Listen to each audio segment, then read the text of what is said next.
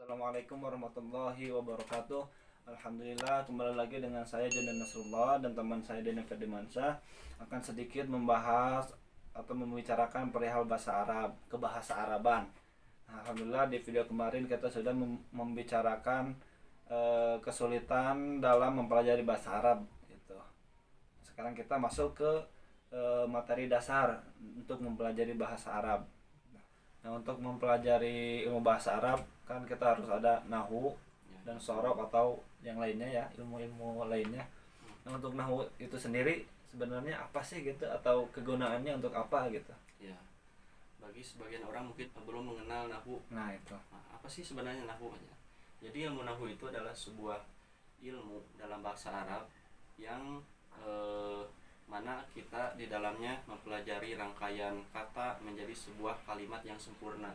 Entah itu dari susunan kalimat ataupun dalam penggunaan akhir katanya. Akhir kata. Contohnya seperti apa itu? Misalkan ya, dalam nahwu itu kita menemukan suatu lafad yang mana harokatnya itu berbeda. Misalkan lafad madrasah ya, bisa madrasatun, bisa madrasatin, bisa madrasatan misalkan. Itu dibahasnya di nahwu. Nah, seperti itu. Jadi dalam bahasa Arab itu tidak seenaknya kita berbicara bagaimana. Jadi harus ada aturannya gitu ya. Ada aturannya gitu. Bagaimana ini harokatnya patah atau doma atau kasroh gitu. Jadi yang tidak bisa atau tidak mempelajari nahwu itu nantinya bisa salah, pasti salah. Misalnya ilal madrasatu gitu atau ilal madrasatun gitu. Itu udah sangat salah sekali gitu kan. Yang pertama itu adalah harusnya jar ya, dan yang kedua itu ada alif lamnya, harusnya kan ilal madrasati. Nah gitu. Jadi gunanya nahwu itu agar menyusun kalimat secara baik dan benar, agar sempurna gitu. Sempurna. Dan itu mempengaruhi terhadap makna ya. Pasti itu makna.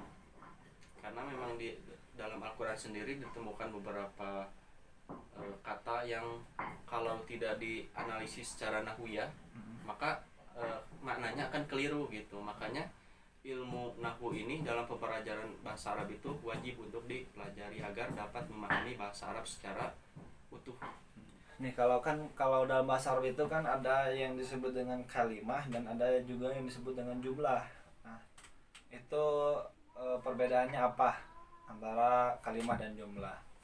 Dan agar bisa dipahami secara jelas dan singkat itu seperti apa? Ya, berbicara mengenai kalimat dan jumlah gitu ya. Sebenarnya dalam konteks bahasa Indonesia sendiri memiliki kesamaan gitu.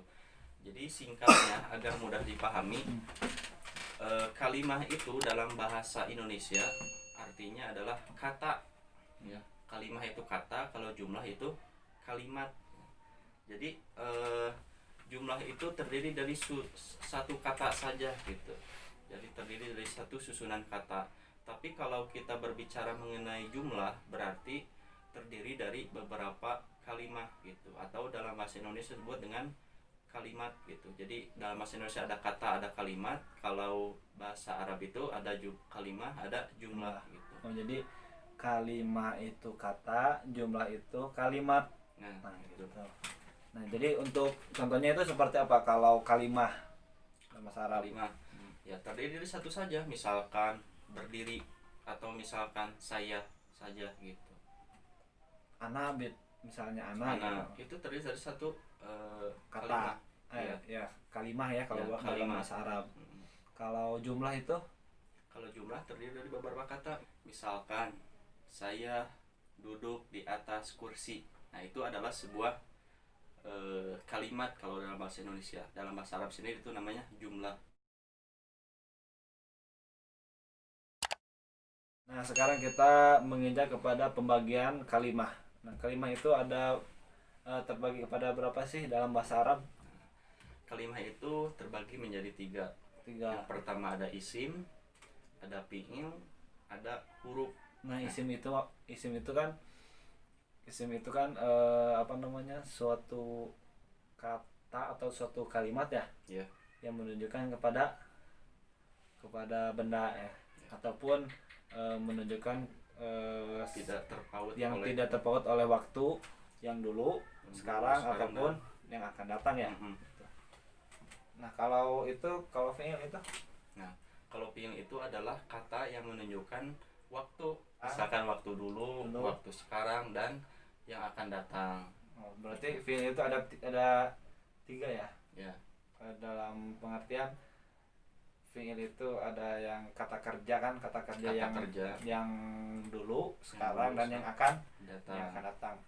Terus huruf itu, nah huruf itu tidak dari keduanya, bukan dari isim, bukan dari fiil, maka itu disebutkan dengan huruf. Jadi simpelnya gimana itu huruf itu? Huruf itu adalah misalkan kalau di kita itu kata sambung seperti misalkan dari, ke, gitu. Coba kalau kita buat suatu jumlah ya, Ya. misalnya ana adhabu ilal madrasah. Nah itu kalau isimnya yang mana isimnya? Isimnya itu ana yang pertama ya.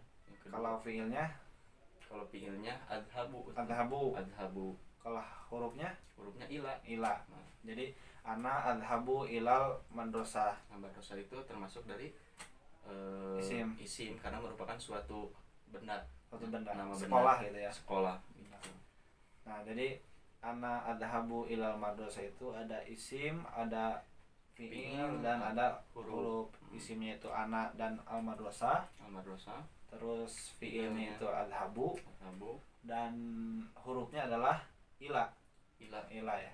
Nah, gitu. Jadi itu teman-teman, jadi dalam bahasa Arab itu sebenarnya mudah untuk dipahami karena untuk dasarnya sama sebenarnya atau hampir mirip lah dengan bahasa Indonesia. Itu kan yang tadi kita bahas, yang pertama adalah kalimah dan jumlah.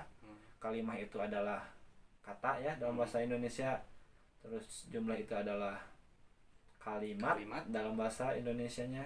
Nah, terus masuk ke dalam pembagian kalimah ya. Kalimah itu terbagi kepada 3.